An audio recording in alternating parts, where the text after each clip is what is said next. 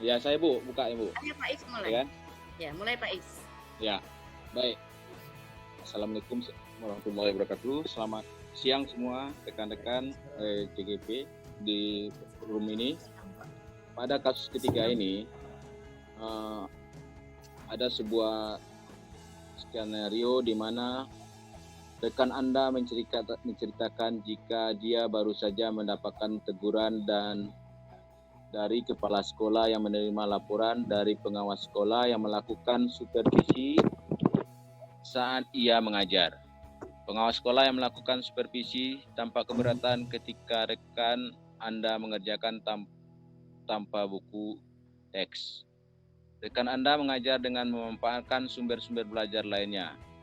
Ketika diingatkan pengawas tersebut, rekan Anda menyampaikan jika ia tetap mengacu pada kurikulum walaupun tidak menggunakan buku teks. Pengawas tersebut tampaknya terganggu dan memberikan laporan tentang hal itu kepada kepala sekolah. Bagaimanakah Anda menyikapinya? Dalam kasus ketiga ini, sebagai cook, yaitu Bu Elia. Kemudian sebagai Kesi adalah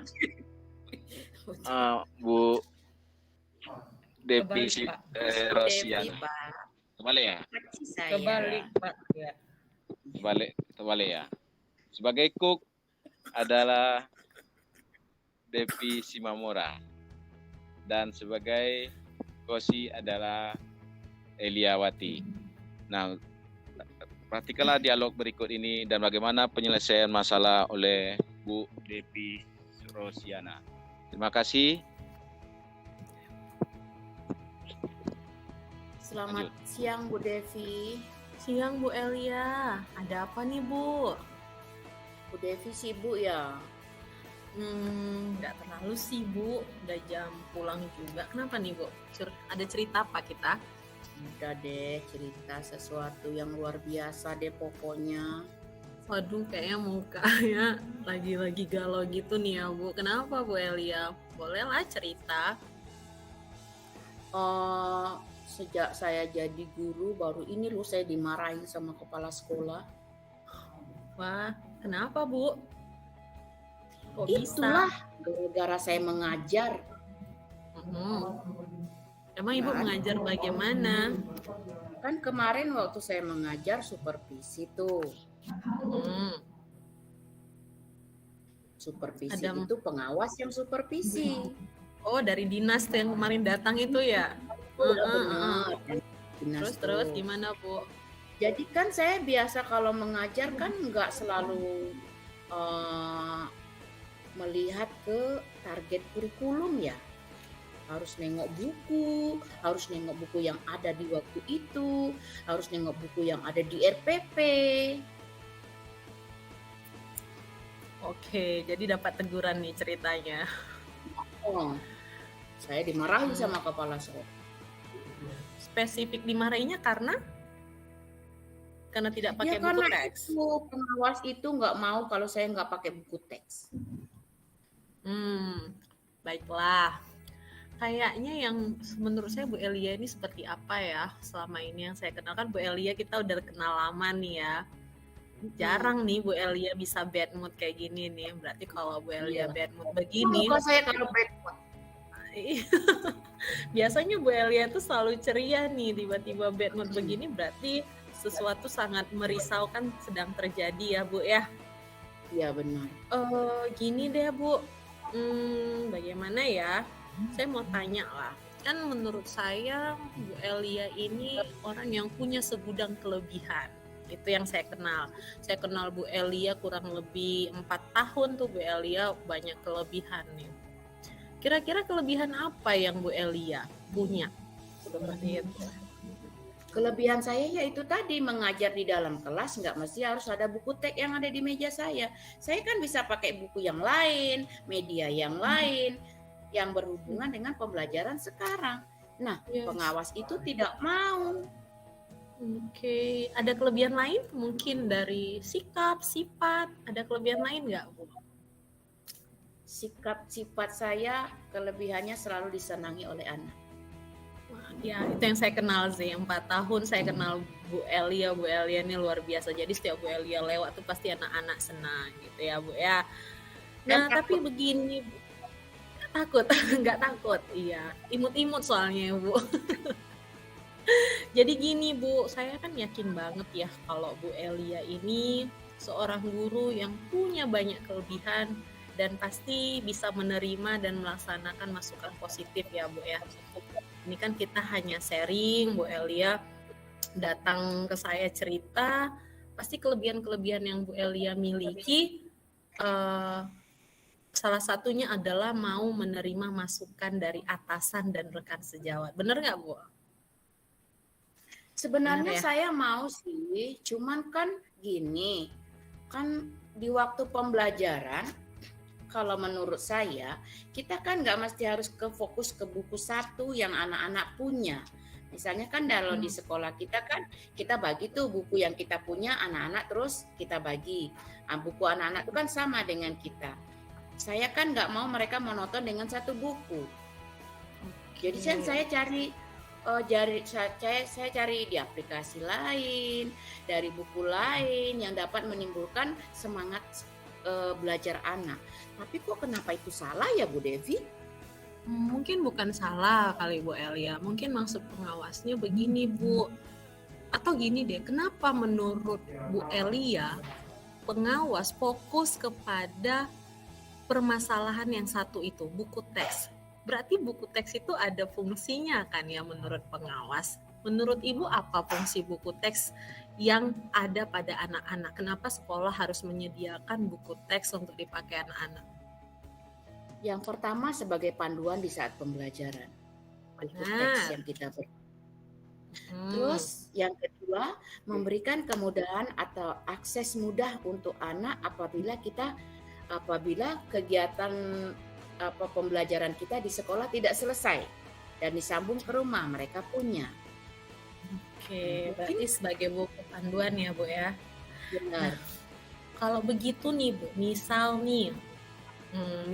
nih anak-anak tidak dibawa untuk memakai buku teks. Kira-kira panduan pembelajaran tadi, anak-anak bisa capai nggak ya? Kalau seandainya nggak ada buku teks ya?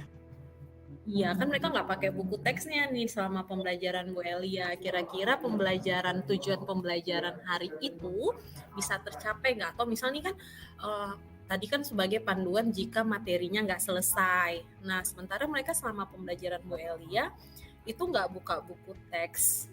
Bagaimana cara mereka melanjutkannya di rumah sampai di mana tadinya seperti itu?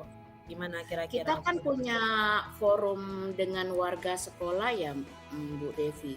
Contohnya dengan wali murid. Kan kita bisa langsung share tugas kita. Ibu-ibu wali murid yang saya banggakan, ini loh tugas anak yang akan dilanjutkan di rumah, walaupun mereka nggak ada buku teks. Oke, berarti itu kan tidak salah Bu, nggak ada yang salah. Apapun yang kita lakukan semuanya demi tujuan pembelajaran. Hanya begini Bu Elia, kalau tadi kita share pembelajaran atau tugas itu kan setelah pembelajaran. Nah, pengawasnya kan menegur Ibu ketika supervisi nih. Berarti apa yang dicapai pengawas? Dia ingin mengingatkan kita lagi Bu.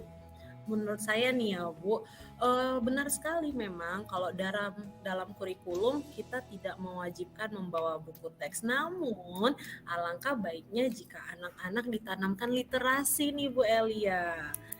Kegiatan membaca sebelum memulai pembelajaran. Coba nih Ibu bayangkan gimana anak-anak ini jika malas membaca karena tidak biasa membawa dan membaca serta menggali sumber dari buku teks. Karena kan Bu Elia nanti takutnya anak-anak gini, Bu Elia jangan pakai buku teks, kasih tinggal aja lah bukunya, ujungnya literasinya kurang. Nah gimana menurut Ibu? Kira-kira apa yang terjadi jika seperti itu?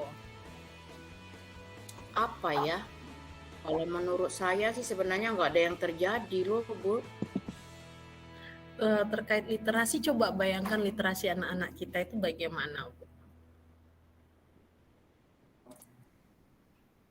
Literasi anak-anak.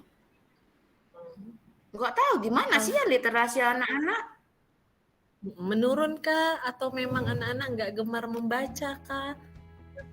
seperti itu. Anak-anak kita ini gemar membaca nggak menurut Bu Elia? Bu Elia nyaman nggak dengan anak-anak kita? Apakah mereka gemar membaca, memiliki kebiasaan seperti itu? Di pelajaran Ibu deh, kan Ibu jarang pakai buku teks. Kira-kira selama Ibu menerapkan pembelajaran jarang menggunakan buku teks, tingkat membaca mereka bagaimana? Bagus, karena kan pembelajaran saya kan saya selalu buat video pendek tentang tulisan-tulisan pendek tanpa melihat buku pedoman yang ada di waktu itu. Berarti mereka gemar membaca ya. Harusnya sih nggak masalah ya Bu Elia ya kalau sudah gemar membaca. Iya. Terus kira-kira harusnya kan Bu saya nggak Elia dimarahin kepala sekolah.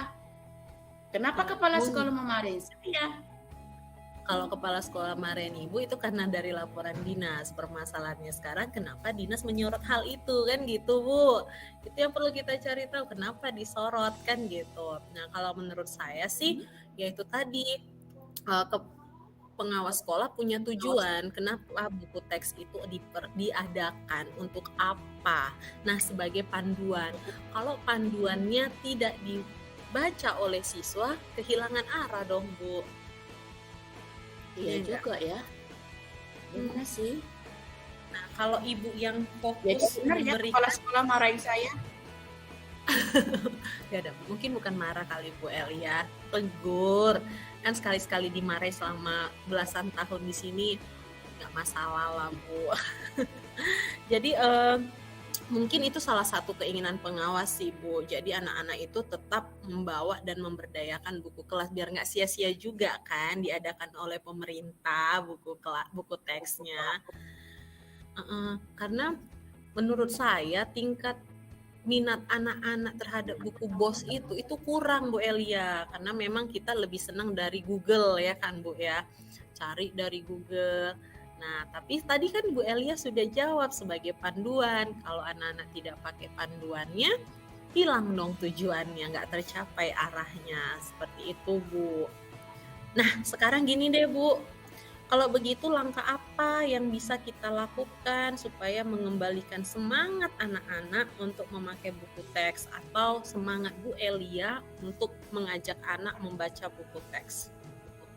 Apa yang Bu Elia bisa lakukan? Itu mulai sekarang saya setiap pembelajaran literasi saya adalah membaca buku yang ada di anak yang sudah kita bagikan sesuai dengan permintaan dari pengawas. Oke, mantap Bu Elia, membiasakan ya. Jadi memang bukunya diberdayakan. Kalau gitu, yang kedua, apa yang Bu Elia bisa lakukan untuk menerima saran dan masukan dari atasan sehingga nggak gampang tersinggung nih Bu Elia? Yang pertama mungkin saya akan menahan emosi saya apabila ada masukan-masukan dari atasan atau teman sejawat saya. Yang kedua, saya akan melaksanakan apa saja sih perangkat pembelajaran yang wajib kita punyai di saat kita mengadakan pembelajaran. Itu saja kayaknya Bu Devi ya. Berarti yang pertama bagus sekali loh Bu Elia, mengenali emosi. Saya punya strategi tuh Bu, namanya strategi mindfulness. Nanti kapan-kapan saya ajari ya Bu ya, dimana kita belajar untuk mengenal emosi, mengelola diri, lalu perangkat pembelajaran. Mantap sekali, saya yakin dengan semangat, dengan jiwa cerianya Bu Elia, maka masalah-masalah tadi bisa Ibu lewati. Seperti itu ya Bu, dengan kekuatan yang Ibu miliki. Katanya Ibu semangat, humoris, disenangi oleh siswa, artinya Ibu juga pasti mampu menerima perubahan ya, mampu menerima. Terima kasih Bu Devi atas masukannya. Luar Bu Elia, semangat, tetap semangat. Terima kasih juga Pak Is yang sudah jadi pengamat. Ya, terima kasih. Ya, Pak, bagus. Ya, Bu.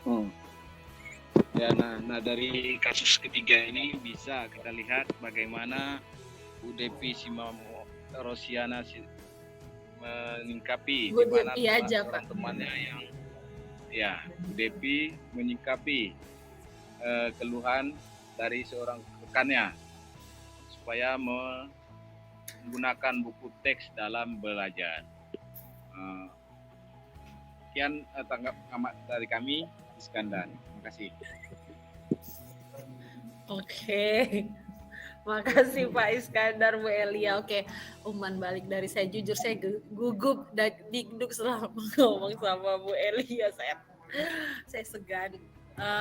Ternyata enak ya. Yang kedua yang saya dapatkan, ternyata dengan adanya masalah kita nggak boleh langsung. Biasanya kan yang sering kita lakukan, lo kok bisa ditegur? Salah lah itu dinas pendidikan, pasti kita ikut menyalahi, ikut mengkritik. Alah dia tuh sok tahu, yang tahu anak kita kan kita. Biasanya sering begitu ya Bu. Benar banget. Iya, dia datang cuma sekali berapa tahun sok-sok menilai kita yang tahu anak kita seperti itu. Tapi dengan teknologi ternyata menyadarkan saya bahwa tidak seperti itu. Kita bisa semakin jadi berpikir positif ya Bu Elia ya. Yang pasti sih makin sabar memandang masalah. Kesabaran itu tetap harus ada pada kita sebagai seorang guru sih, kesabaran yang sangat luar biasa. Walaupun kadang-kadang permasalahan yang ada di rumah itu nggak bisa membuat kita sabar. Tapi kalau kita menghadapi anak-anak, khususnya ya, kalau saya kelas 1 ini memang luar biasa harus sabar.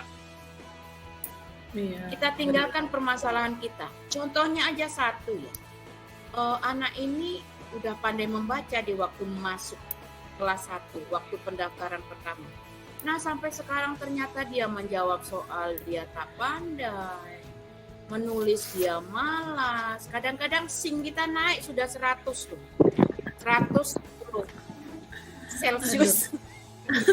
Kalau saya berbeda Bu Elia, saya jujur saja nih saya berbagi praktik baik ya Bu. Sebelum saya ikut CGP saya terkenal bukan guru galak sih, tegas lebih tepatnya. Tapi nggak tahu sekarang ya Bu, udah 4 bulan saya nggak pernah marah. Bahkan di rumah orang rumah juga ngomong ada yang berubah kayak dari kayak nggak pernah marah. Di sekolah juga nggak pernah lagi. Makanya saya bilang hal yang sangat saya syukuri sekarang adalah ngikuti CGP sih. Saya nggak pernah marah sama siapapun lagi. Dulu saya baperan Bu, tapi semenjak ya begini jiwa sisi positif saya dilatih. Makanya tadi dari teknik coaching saya semakin paham bahwa kita nggak boleh menilai dan ikut-ikutan memanas-manasi, mengkompor-kompori. Biasanya begitu yang sering kita temukan. Itu aja sih. Jangan lupa. Oke, itu aja kali dari kita ya.